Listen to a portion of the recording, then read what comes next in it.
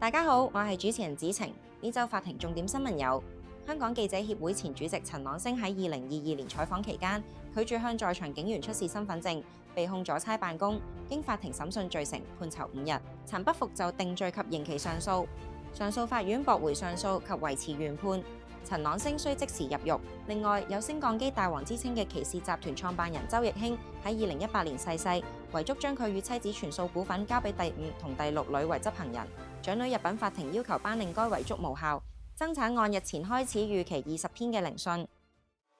香港記者協會前主席陳朗昇2022年9月7日採訪元朗朗屏村業主大會前，有女警要求佢出示身份證，陳涉拒合作，被裁定阻差辦公罪成，判囚5日。陳認為當時正採訪涉及公眾利益嘅議題，不應被判有罪，且刑罰過重，提出定罪和判刑上訴。上訴法院日前駁回上訴及維持原判，陳需即時服刑。45歲陳朗昇於2023年被裁定一項阻撓在正當執行職務嘅警員罪成，指佢於2022年9月7日喺旺角麥花臣場館外故意阻撓在正當執行職務嘅女警。香港升降機大王、騎士集團創辦人周奕興2018年逝世，生前先後訂立4份遺囑，但佢喺2015年嘅最後遺囑中，將與妻子共同持有嘅1.89億股騎士國際股份傳交予5女周慧慧，即藝人吳家樂妻子，並由周慧慧佢同6女周薇薇任遺產執行人。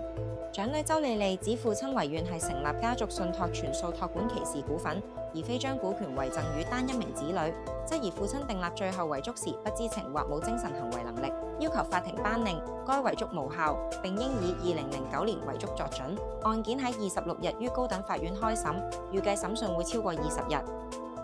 香港科技大學前講座教授劉鴻彬涉嫌在職期間收受保險中介友人4萬港元，協助一名學歷未達標嘅學生入讀碩士課程。佢隨後更向2名負責入學申請嘅科大同事派送，聲稱係辛苦費利是共6000元，被廉政公署落案起訴。劉鴻彬早前承認串謀使公職人員接受利益等3罪，案件日前喺觀塘法院判刑。處理主任裁判官鍾明新判刑時，斥責被告嘅行為破壞科大嘅聲譽，為考慮到被告對其專業領域作嘅貢獻，願意協助廉署調查。考慮所有因素後，將劉鴻彬判監20週。38歲持雙程證男子，涉於舊年6月透過高才通來港時，被入境處職員發現持有看似由基輔國立經貿大學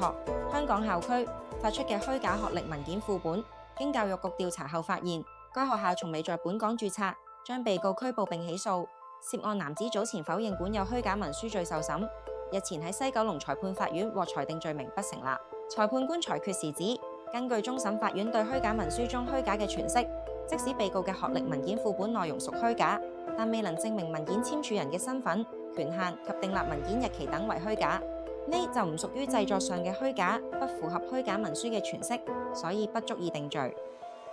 呢週法庭重點新聞講到呢度，下週再會。